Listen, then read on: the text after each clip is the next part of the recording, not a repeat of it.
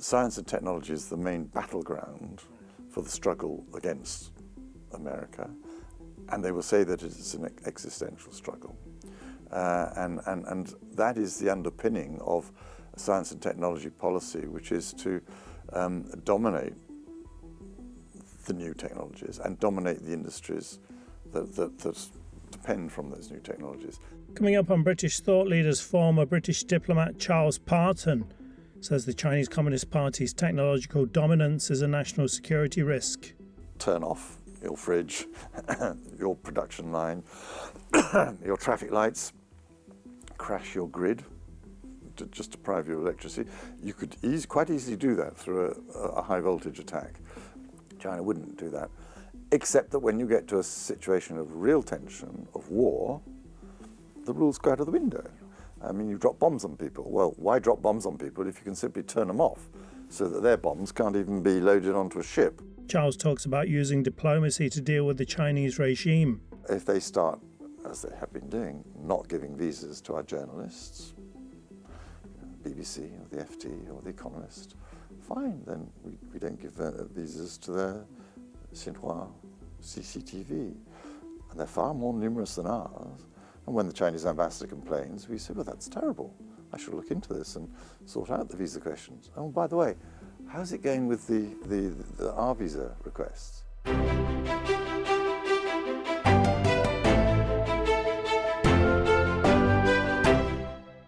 Welcome to British Thought Leaders. I'm Lee Hall. Today I'm sitting down with Charles Parton, former UK diplomat who spent 22 years working in China. Charles, welcome to the show. Thank you for having me. So I wanted to start by talking with you about, is China a threat and how much of a threat is it? I think this is the basic question, because if China isn't a threat, then why are we worried? And we can just carry on with our normal lives. But yes, I'm afraid it is a threat. If you look at the Chinese Communist Party has two languages. One, it has this sort of win-win, shared community of shared future for mankind, etc. That sounds all very fine, but when you actually delve into what it says to its own members, the picture's very different. And there I think you see very clearly that they talk about struggle, about a hostile foreign forces everywhere, whether it's behind what happened in Hong Kong or Xinjiang or wherever it is. And there's a very strong concept of struggle, and indeed, so I think that is their attitude. They see us as the Americans in particular, but also allies of America, as hostile to them, and their intention is to change the sort of global situation into a world that's much more friendly to them. And again, if you look at the sort of okay, so there's the hostility there, but the intent, if you look at what they say, in essence, they talk about a long-term struggle to gain dominance, and one could go into cite plenty of examples where Xi Jinping and leading party members say that. So I think that is so, and then the other part of hostility or threat is looking at the capabilities and saying, well, does China have that capability? And clearly, China is building that up. It's not just that the economic systems are very different and sometimes in antithesis to each other, but China uses economic sticks and carrots. If you're with us, you're on message, we promise you investment and good trade. If you're not, then you go into the doghouse, etc. They're building up the military. Yeah. They have an enormous amount of money is poured into overseas propaganda, foreign propaganda. I'm sure we're going to be talking about the United Front Work Department and that attempt to from the inside of foreign countries. So if you think of foreign external propaganda as the external message and external pressure on countries, then the United Front is working from the inside to get countries to do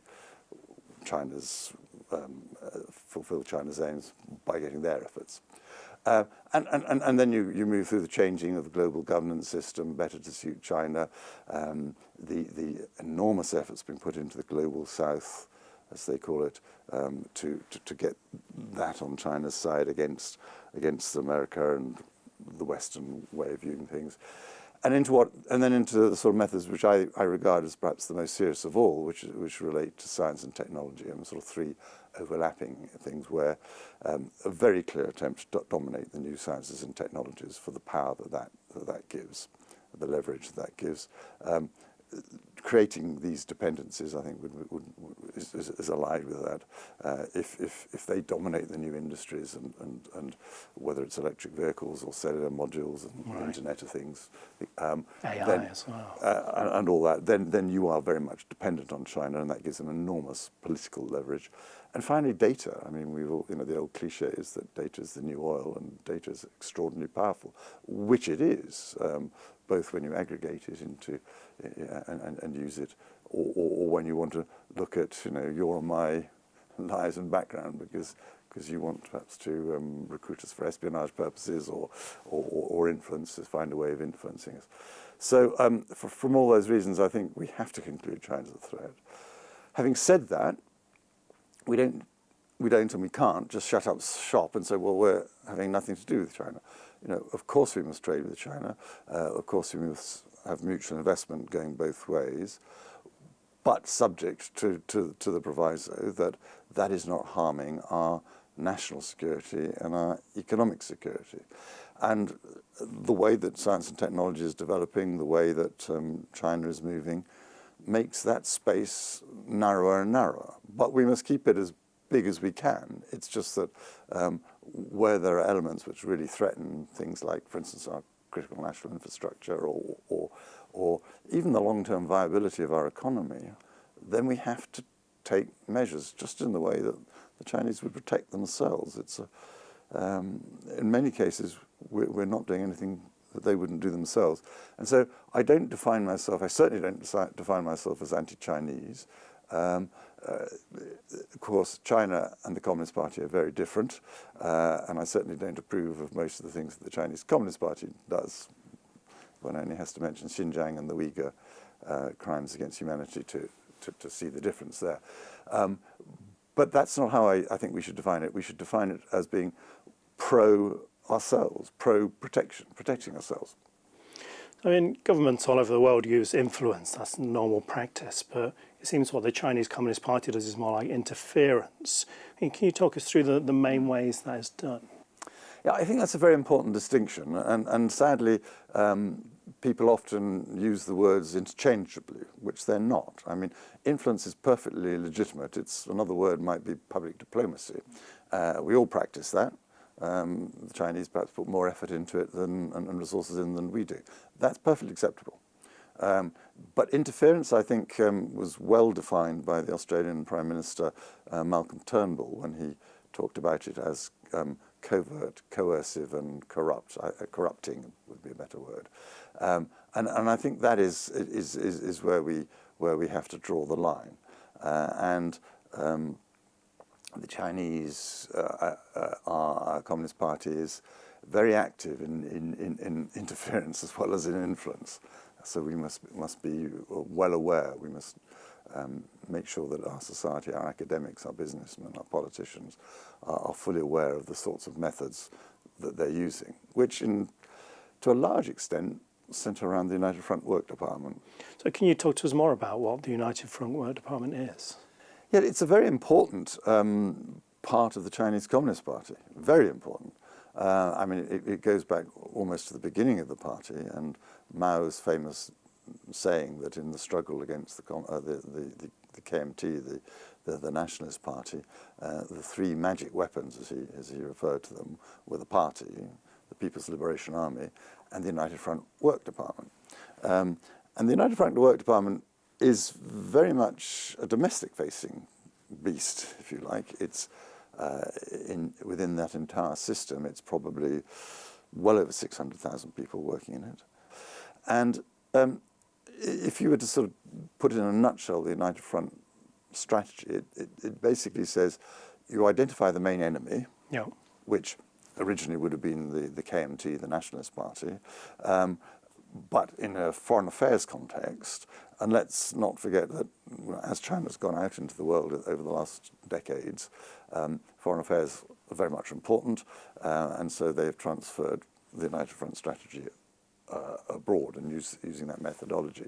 So in terms of abroad, the big enemy, the main enemy, is America. And that is anti-Americanism is, I think, the basis of all China's foreign policy, and ultimately it lies at the base of it all. So if you identify the main, under the United Front strategy, you identify the main enemy, and then you attempt to move those who are in a neutral position between China and the main enemy to the Chinese side, and those who are favourable to the main enemy, you move them to the neutral position, dividing them. And thus, if you take the UK, I mean, we've clearly been a very close ally of the Americans. The aim in the UK of the United Front strategy is gradually to move us towards a position where we're not supporting the Americans, and maybe eventually down to a thing where we're supporting China. And they start with the easiest targets, the small countries that are most easily influenced by money, pressure, or whatever. We've seen quite a lot in Africa. And we've seen a lot in Africa, Asia, Latin America, the Pacific, the Caribbean in particular, because each of those countries has one vote in the United Nations, for instance, and in international bodies. What are they trying to do, or what is their end goal? Yeah, I mean, I think if you look at the United Front targets, I think one would say, well, first of all, Chinese students abroad. As we know, there are an awful lot. There are 150,000 perhaps in the UK. And this is I mean, and perhaps I should have said right at the start, in terms of the threat, the Chinese Communist Party sees the sorts of values of our society as a big threat to its continuation in power. Those values are dangerous, they're subversive. Which values specifically? Well, if you go back to 2013, April 2013, they published a document. It was called, the official title is rather long, it's all about ideology, but it became colloquially known in the foreign press as document number 9. It was the 9th document of 2013. And it talks about the 7 qi bujiang, the 7 don't speaks, things you shouldn't speak about. And basically those 7 within that document are all the sort of values which underpin our society. So that might be freedom of the media, freedom of the judiciary, the plural political system, our economic system, all the freedoms that we enjoy. And those are, in this party document, specifically banned, as it were, or they're wrong. They're wrong. They should not be propagated within China. Now, if you've got a lot of students abroad, the danger is that they're going to be meeting British people who embody those values and may pick up things which, if they took them back to China, are dangerous. So the control of students inside foreign countries is very important work. And also, one might say that another important job is to ensure that those students go back to China because they've picked up some useful skills, particularly in science and technology, but maybe in other areas too, understanding of foreign countries. And that would be a resource that they wish to draw on. But then, beyond that, you get into sort of areas where the main aim is to influence what a foreign country thinks and says about China, altering the discourse, as they like to put it, so that we adopt positions which are much more pro the People's Republic rather than antagonistic to that. And then from that you would then go down to, well, how do you do that? Well, you start influencing the media.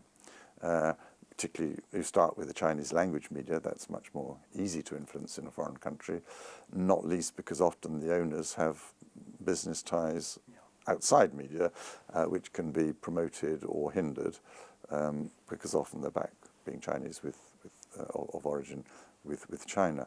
But it applies equally to our own media. And you influence academia and make sure that what is talked about in universities is not on areas, the obvious ones are the 3 Ts, Tibet, Tiananmen, Taiwan, etc. but then also politicians, so that the policies of the foreign government are more sympathetic to China than they might otherwise have been. And then you can sort of go through the list, I mean, down to towards the bottom, you start getting towards espionage and cyber attacks and enabling those. I don't think the United Front Work Department is an intelligence agency in the way that we would normally consider one to be, like the CIA or MI6 or the Russians or the Ministry of State Security in China. But nevertheless, it does flag up people of interest. And those people might be on the science and technology side, in which case one of the organizations that would benefit from pursuing the knowledge that this professor or this company has might take the lead. But it might be someone who actually is more of interest to the intelligence services, in which case it would be past the Ministry of State Security, or other elements of the Chinese system. So that's also very important. And I do think this forward radaring of people useful to China is particularly important. And I keep coming back to the science and technology piece, because I think that is really the most important thing of all, and the biggest danger to us. I think it's also important to say that every Chinese official will have United Front Work Department objectives in their annual sort of evaluation. I mean, they are bound to push those forward. They won't be members of the United Front Work Department. I mean, in the embassy here in London, there will be a couple of members of the United Front Work Department. But all Chinese officials have that responsibility of pushing the United Front strategy. So there's an enormous amount of different areas there. I mean, we can drill into a few of them. One being science and technology. I know there's kind of two flows to this. One is technology into China, the other being technology out. Well, China is already a considerable science and technology power. And when you consider how it's moved in the last few decades, that has been an extraordinary achievement.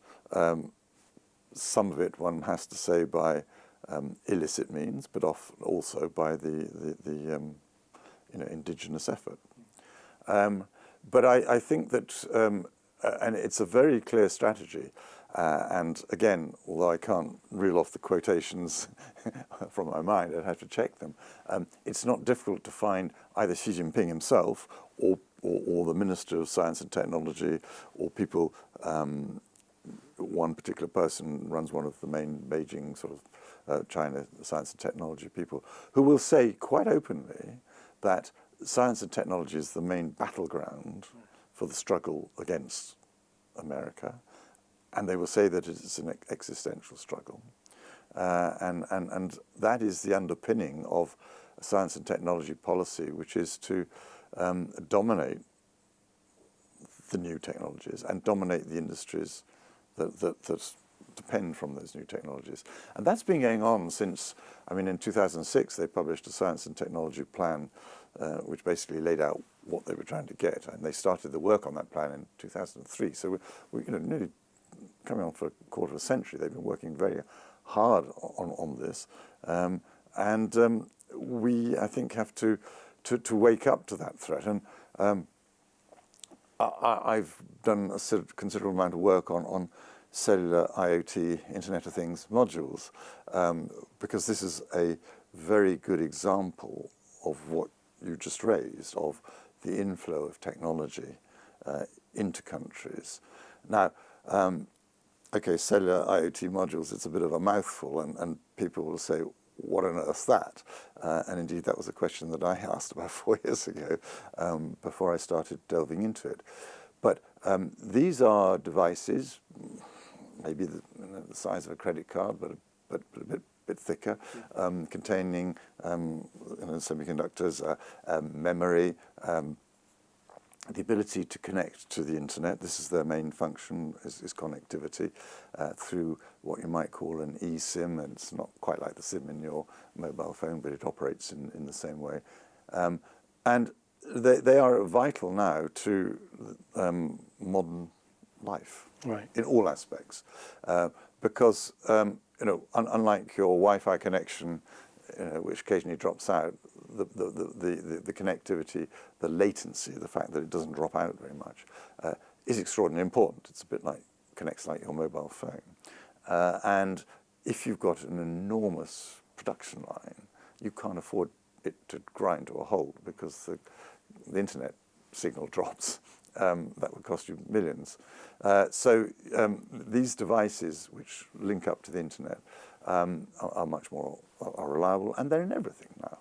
From your home, where your washing machine, your fridge, your doorbell perhaps, any security cameras, through to your car, which is, as the modern cliche goes, it's a computer on wheels, right through to traffic light systems, controlling pipelines, enormous either logistic or manufacturing lines, whatever. There are probably, I understand, around about 5 billion of these in existence in the world, and the graph is going that way. So what China is doing through its companies, which most people won't have heard of. I mean, if I say to you Huawei or Hikvision, everyone will say, oh, we know what they are, and we probably understand why they're a bit of a threat. But if I say to you Quectel or Fibercom or Meiji or Sunsi or whatever, nobody really knows or has heard of them. And yet they are intent. It's quite clear that the policy is to get a monopoly, ultimately, by driving out foreign businesses. And there are other American, actually they merged with the French, but then there's Canadian, Japanese, Korean, Swiss. And there was a Luxembourg where that got bought up by one of the Chinese companies. So there are alternatives. But if you can drive those out and get a monopoly, three things happen. I mean, one is you get extraordinary leverage through dependency. So if all your cellular modules, which are essential for your economy and your lives, are supplied by China, if you, let's say the British government adopts a policy on, I don't know, Taiwan or Hong Kong, which the PRC, the Communist Party, dislikes, it will either threaten or intimate that should you continue with that policy, you might find the supply of cellular modules drying up. That's an enormous leverage, and we've seen them use that during the COVID the COVID pandemic. So that's the first thing. The second is disruption, turning things off, making them work less efficiently, because these cellular modules are updated through firmware over-the-air updates to make them function.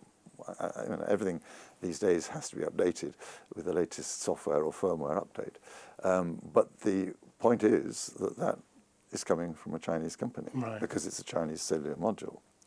And you can turn off or degrade the efficiency of the thing. So I'll give you an example, a very graphic one. When the Russians invaded Ukraine, they took a certain amount of agricultural machinery from Ukraine, John Deere machinery. John Deere switched that off through the cellular module. Just send a signal down, switch it off. So what the Russians have got is a load of metal. Useless. Now, that was the company, the operators doing it, but it could equally have been the cellular manufacturer, cellular module manufacturer, because those firmware updates are going in all the time, and you do not have the ability to check every single one every time it's updated. So that's an example, and you can, of course, China's not going to do that. Turn off your fridge, your production line, your traffic lights, crash your grid, to just deprive you of electricity. You could quite easily do that through a high voltage attack, whereby you get every smart meter in the country at a certain time to behave in a certain way, if you have a monopoly on the smart meters. You get every washing up machine to turn on maximum at the same time, every washing machine, every fridge, every air conditioner. if you do that, you will blow the grid. And if you, have a monopoly of most of these things, you could probably blow it very big time. It would take months, if not a year, to put it back together again. Now, is China going to do that?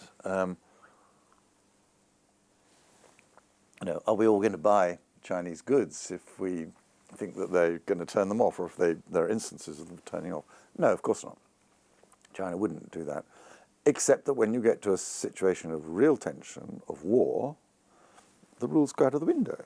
I mean, you drop bombs on people. Well, why drop bombs on people if you can simply turn them off so that their bombs can't even be loaded onto a ship, because the cranes which load them onto a ship to take them wherever they want to go, from America to Taiwan or wherever, Guam, Honolulu, Pearl Harbor, those cranes don't work. And that's why the Americans have been very concerned in the last few years about ZPMC cranes throughout American ports. So that's the second threat. And the third is data. Right. I mean, a lot of the point of these cellular modules is to collect data on whatever they're in and automatically link it up with other things attached. It's the Internet of Things, so it doesn't need human agency. Monitor the systems, send down improvements to the systems, take away the data and use that for whatever purposes. Now, data can be extremely important. It can be used for extremely good purposes, medical purposes. All that aggregated data, you can learn an awful lot through research on maybe how to cure various diseases. But it can also be used as weapons. And I'll just give you a very graphic example of a very specific case, and this was nearly 2.5 years ago now. There was a report in iNews about a, quotes, government car, which the security services had taken apart because they had noticed somehow data emanating from that government car to China through what is called the eSIM, which is a cellular module. I mean, the cellular module is the connectivity hub, and it has this eSIM in it. So, in essence, they meant the cellular module. Now, we don't know what the data was, but we do know whose car it was. I mean, they didn't say, but I've had it on very, very good authority that it was the Prime Minister's car. And of course, you don't strip down any old car. You're much more worried about someone as important as a minister or the Prime Minister. So, you can see the danger. If you plug your iPhone and sync it with the car audio system, a lot of that data on that phone goes down, can be accessed by the car company for sure, but also by the cellular module manufacturer, if they have sent down some malware to ensure that the information is diverted. So you have therefore the possibility that speech in that car could be relayed outside. And it is extraordinarily concerning, not just with Chinese car companies, but any car companies, the amount of data they collect on you. So, this of course might bring us eventually onto the subject of EVs. But if you have a Chinese EV, all the data from that car, all the data from the cameras, is flowing to the car company.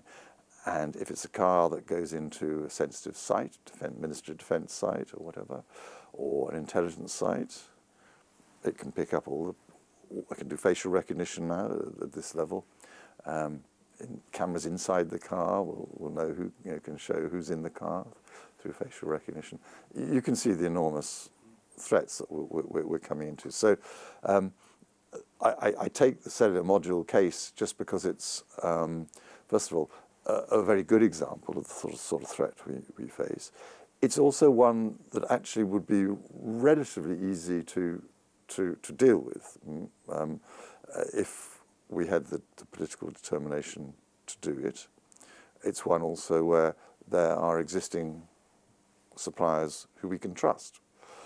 It's not particularly high technology, and therefore if you actually wish to set up your own manufacturing, that too wouldn't be difficult. But I think it's probably acceptable to rely on trusted sources.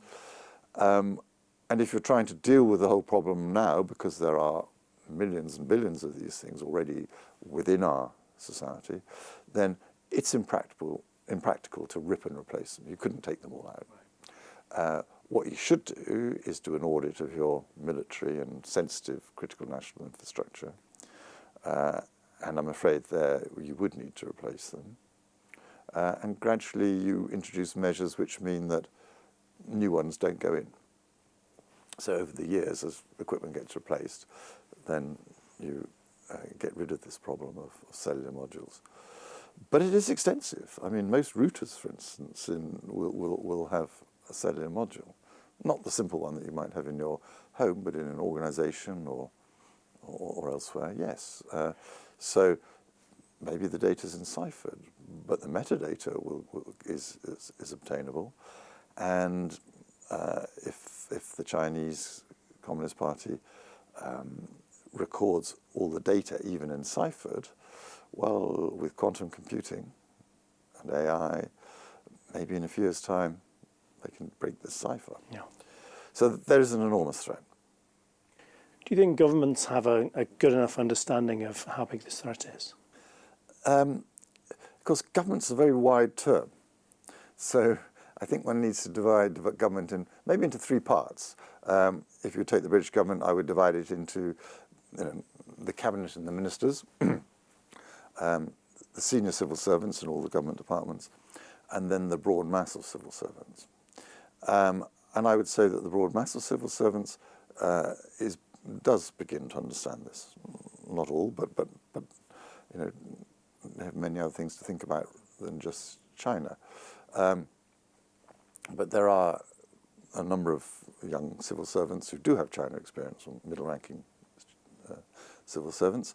At the senior levels of the service, I think at Director General level, I think I'm right in saying there are only 3 throughout the entire Whitehall who have extensive China experience. And so that is a problem. Although, for sure, part of the China audit that's going on at the moment is looking at how to increase that expertise, both nationally but specifically in the government, relying perhaps more on outside expertise. And then one gets to the government in terms of the ministers. There I would say that the knowledge is very patchy at best. And although we hear ministers, I mean, David Lammy said it, Rachel Reeves said that national security is our #1 priority. The next breath, they also talk about economic problems as their #1 priority. And those two things are, at times, particularly over China, in tension. And I don't think, from my observations, that they really are putting the national security above short-term economic benefits, which in any case I think they greatly exaggerate, I have to say. I always say that if you look at China's, our exports to China, I'm not concerned about imports, Chinese imports to the UK, there's plenty of those, but our exports to China, or any country's exports to China, when they have been in the diplomatic doghouse, they've upset the Chinese Communist Party, it has had no effect on their overall exports. Right. They have risen. Right. And in fact, the only time that UK exports fell was below the 2014 level in 2015, 2016, during the golden era. Yeah. And during that period of 22, 23, exports hit a record. That was the time when the Conservative government was not being particularly cooperative with China. So I think, and you can look at other countries, and it applies to all the other countries. I've looked into this. I don't think we should be too worried about that. And if you look at investment, again, well, the threat is, well, if you don't be nice to us, says China, you won't get any investment. And our government says, oh, we desperately need Chinese investment. But again, look at the facts. I mean, in the 3 years before COVID, according to government figures, and at that stage investment from China was probably at its highest level, or certain, yes. The number of jobs brought by Chinese investment and maintained, so not just created but maintained, over 3 years was 9,400. That's our government figures. That's just over 3,000 per year.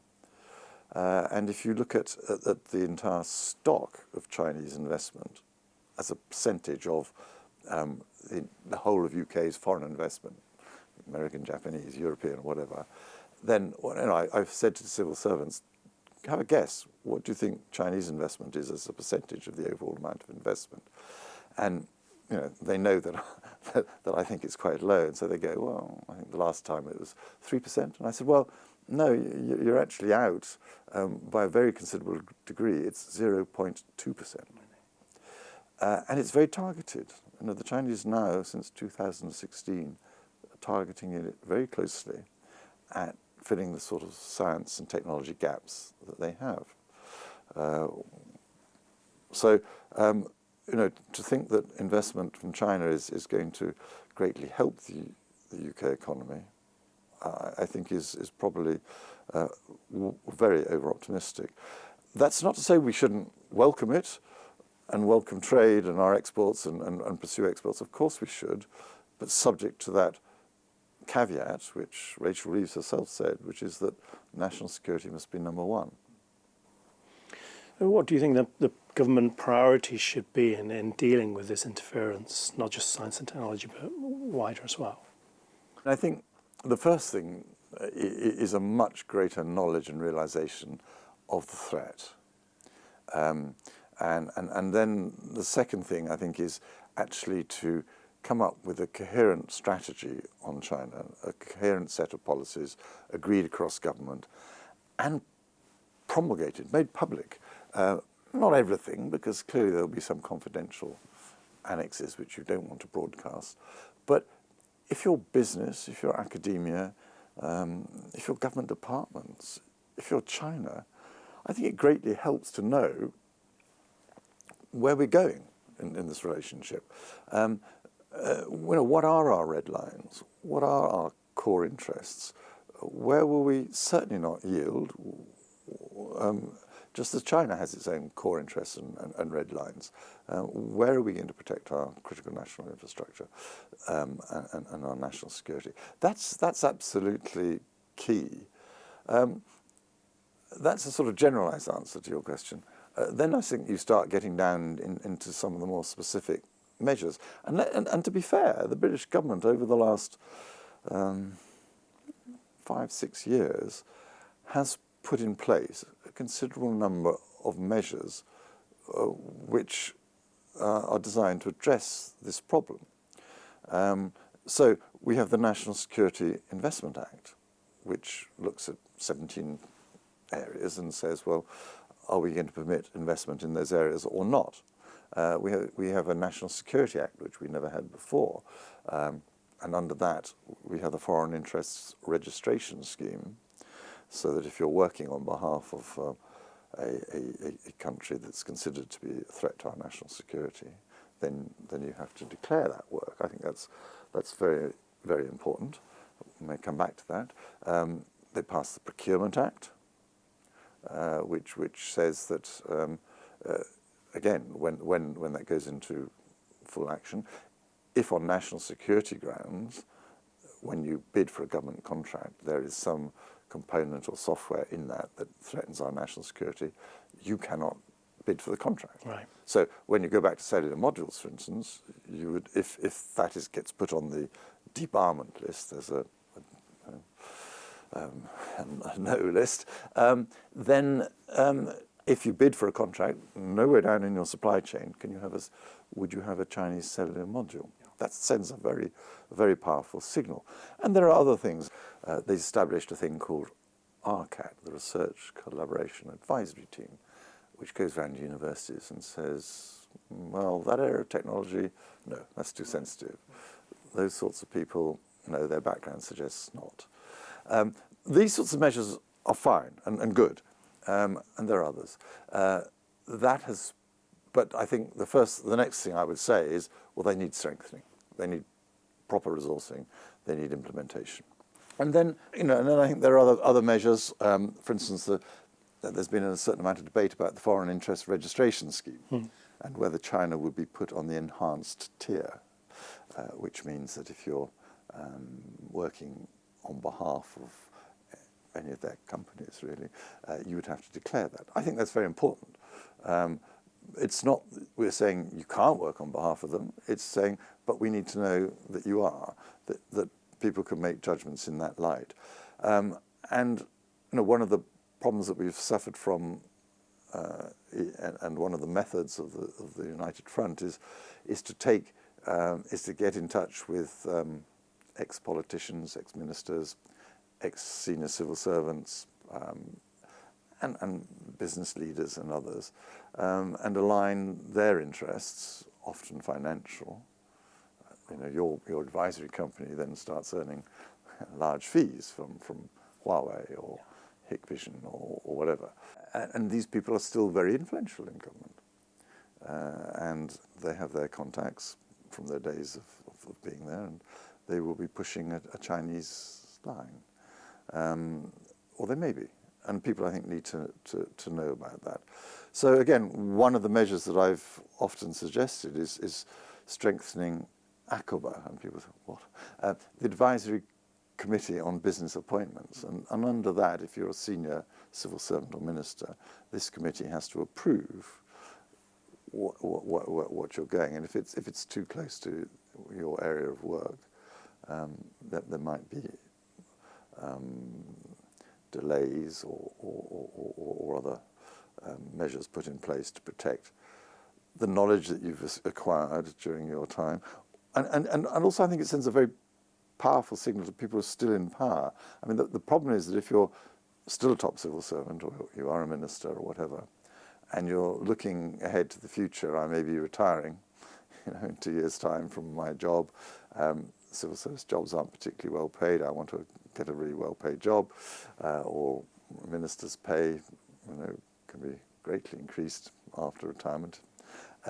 Then I don't want to make decisions which will upset the sort of companies, advisory companies, or even a Chinese company. I mean, there are plenty of ministers who've gone onto the board of Chinese companies, Huawei in particular. Then your decisions in power may well be influenced by a desire not to clear the pitch for when you retire in a couple of years' time. So I think that whole system needs tightening up. We've talked quite a bit about governments, but do you think private companies have a clearer understanding of the risk, particularly with the technology stuff, or are they along similar lines? Sadly, they don't. I think back to a particular example, and I, of course, wouldn't name the company, but I was invited to go and talk to a board away day, mainly about the geopolitics, so they were interested in how that might affect them. And this is a company that's in an interesting technology, one clearly of interest to the Chinese. And so I talked, and then towards the end of the evening, someone said, well, we're thinking of setting a joint venture up with in China. What is your view on that?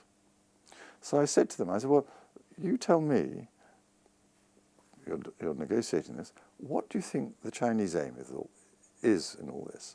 And I have to say, I didn't get a very clear answer. I mean, clearly they hadn't really thought about it with great clarity. So I said, well, I'll tell you what the Chinese aim is. It is to set up a joint venture. It will do very well. You're in an area of technology they're very interested in. Your company and joint venture will make a certain amount of money in China. And then after a while, you'll find that down the road, there's another competitor set up. Strangely enough, uses exactly the same technology as yours, probably developed further and maybe even better. And it will knock you out of the Chinese domestic market, and it will knock you out of the international market. So if you're convinced that you're able to stay ahead of the technological race, the posse, fine. But that is what their aim is, and that you need to understand. It's a model that's been going on for 30 years. It's not saying anything that's a recent development. And you would have hoped that they were aware of it.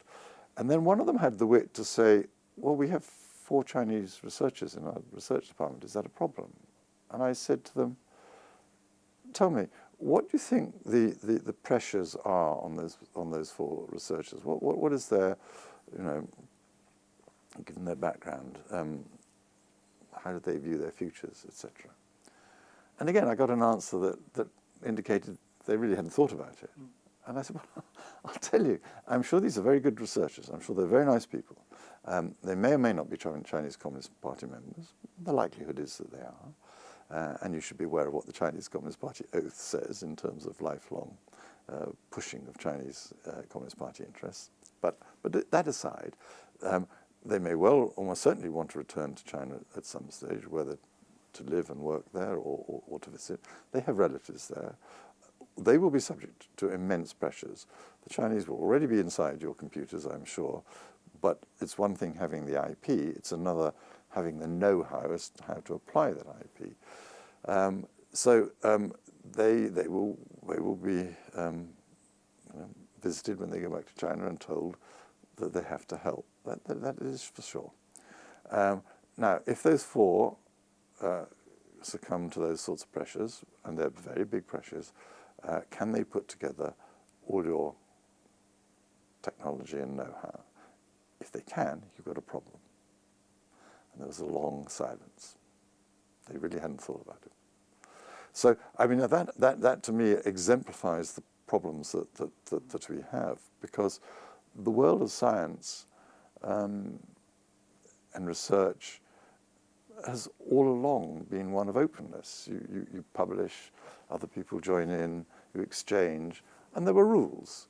And in the old days, of course, everybody played by those rules. When China wasn't a power, wasn't a scientific power, we didn't talk to the Soviet Union. Why would you on these sorts of subjects? But the rest of the world played by the rules, and science was open, and that was a good thing. It advances much more quickly that way. The sad thing is that the rules have changed. China doesn't play by them. The Communist Party has got, as we started by saying, some policies and aims which are highly inimical to our future well-being. And that means, sadly, that the models of science and technology cooperation, in very many cases where that technology is sensitive, and increasingly all technology can be used for civil or military or repression purposes, then we have to be a lot more circumspect and careful. So that story is almost like a microcosm of the 2 different systems at work here. People in the West, they're working in a free and kind of open and trusting way. And then we've got this Chinese regime that have taken power by force and have these very different values that they're now applying in the business world. I think that's true.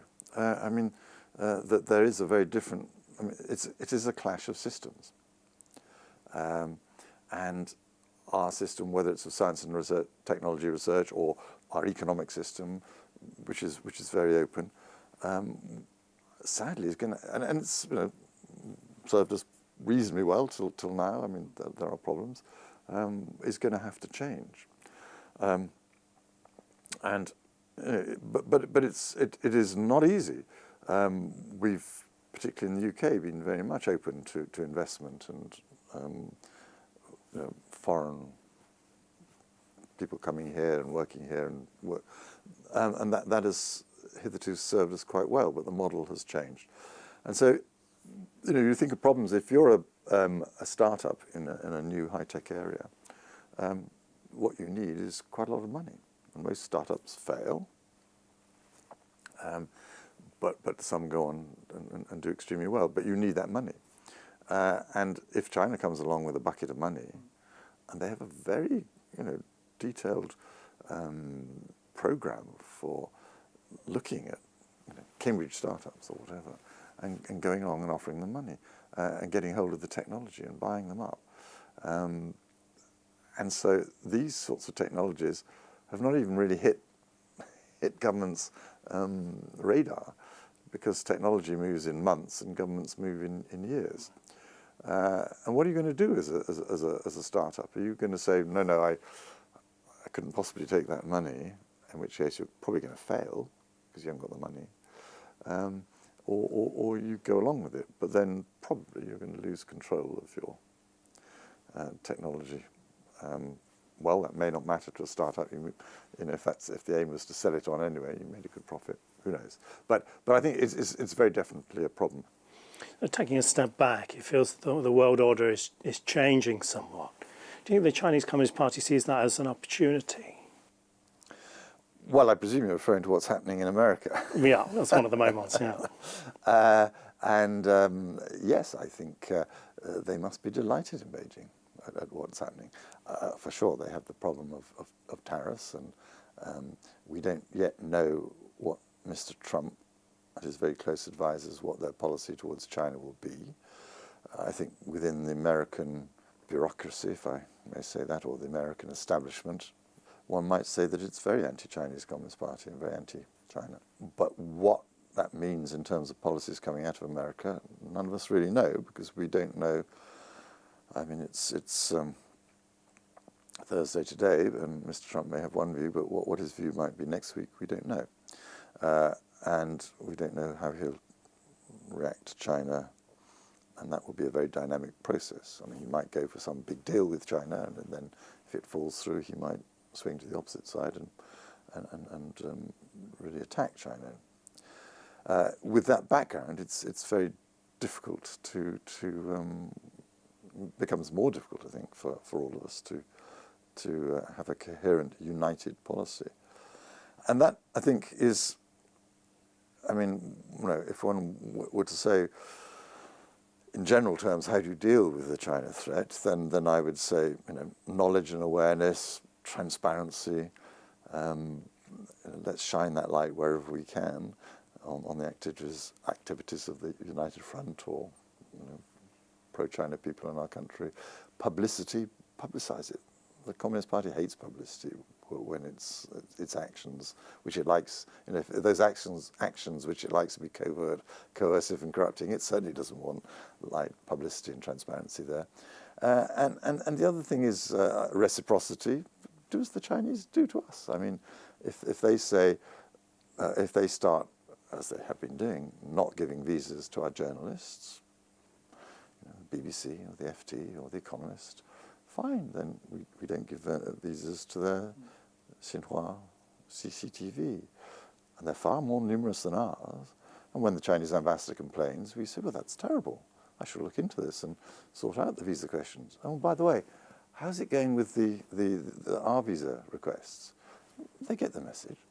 They understand that sort of thing. So reciprocity is important. And unity.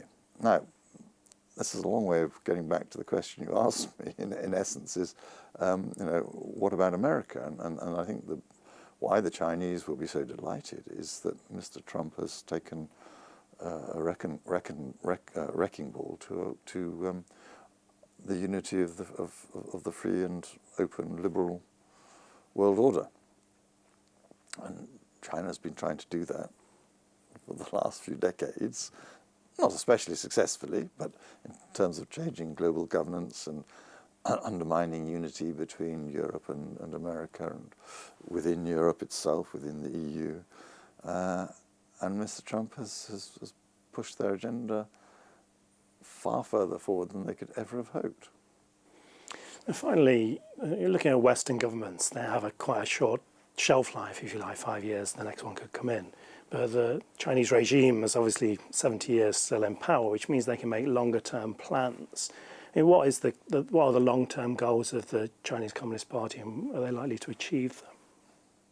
Well, they express the long-term goal, which is the second centennial goal. I'm sure you've come across this, which says that by the centenary of the foundation of the People's Republic of China, which was 1949, so by 2049, China will be a strong, modern, socialist, harmonious, civilized, I get the adjectives in the wrong order, but country. But if you translate that from party speak into plain English, it means that we will be the number one superpower, we'll be the number one power in the world, and we will have so rearranged global governance as better to suit our interests and our set of values. So that is the aim. I mean, it is to dethrone America and to change global governance and global values. And that we see very big efforts over the last decades to do that whether it's in the UN or other international organizations, whether it's in the degree of attention they pay to the global south, because each country has one vote, and it forms one might say, a bloc. Chinese, of course, attack the West for forming blocs, but I think it's a fair way of understanding China in the Chinese Communist Party to take whatever they attack us for and say, well, that's what they're doing. I mean, and they accuse us of colonial mentality or Cold War mentality. I think that one might push that back on them as well. So yes, it's not an encouraging picture, and unity, to go back to your question, is a very important ingredient, and that is, I'm afraid, suffering at present. But our short-term government versus long-term government, again, if there is a clear understanding about the Chinese Communist Party and its policies and aims throughout society, our government, our civil service, our academia, our business, if that sort of knowledge is better promulgated, then the fact that you've got shorter term governments, 5 years change in our case, shouldn't make as much difference. But if you have governments that really lack that knowledge and need to acquire it when they come to power, and let's face it, Labour knew it was coming to power well before the 5th of July election last year. It knew that China has been rising for decades. The rise didn't start on the 5th of July 2024 with the election. You would hope that you would prepare well in advance what your policies might be. And that's a lot easier if you have greater understanding of China and Chinese Communist Party. Charles Parton, thanks for joining us. Pleasure.